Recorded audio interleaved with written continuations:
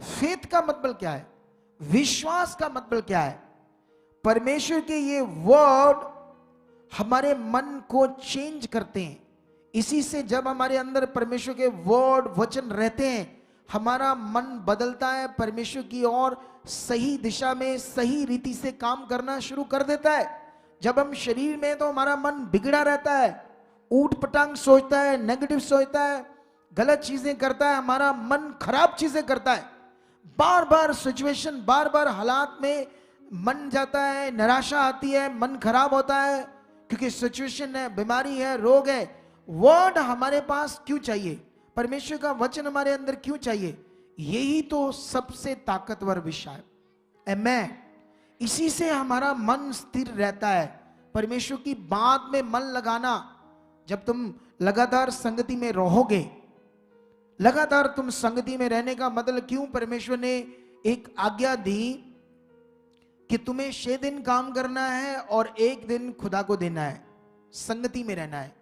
रहना हमने रोज खुदा के साथ है, रोज प्रैक्टिकल में रहना है, संसार की किसी चीज पर ध्यान नहीं देना। लेकिन पर्टिकुलर हमें एक सप्ताह में 1 दिन परमेश्वर को अच्छे से देना है। यह हमारे लाइफ के लिए, हमारे जीवन के लिए ये बहुत कंपल्सरी है, जरूरी है। ये बात याद रखो। आमेन। लेकिन यहां पर अब तुम्हारा जो मन है, ये सबसे बड़ा विषय है। तुम्हारा मन अगर ये कंटिन्यू परमेश्वर को सुन रहा है, ये कंटिन्यू परमेश्वर की बातों में चल रहा है, ये कंटिन्यू संगति में है, आप परमेश्वर जो चीजें बता रहा है, काम, वर्ड, आज्ञाएं, जो भी बातें हैं, आत्मिक चीजें, अगर उनको करने में तुम लगे हो तो तुम्हारा मन सही रीति से परमेश्वर की ओर काम करेगा। हालेलुया।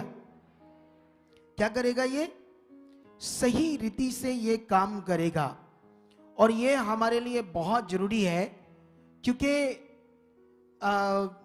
जो हमारा शारीरिक जीवन है, शारीरिक जीवन, उसके साथ नेगेटिविटी काम करना स्टार्ट हो जाती है, शारीरिक जीवन के साथ। और आत्मिक जीवन के साथ कौन काम करता है? परमेश्वर, परमेश्वर की सामान।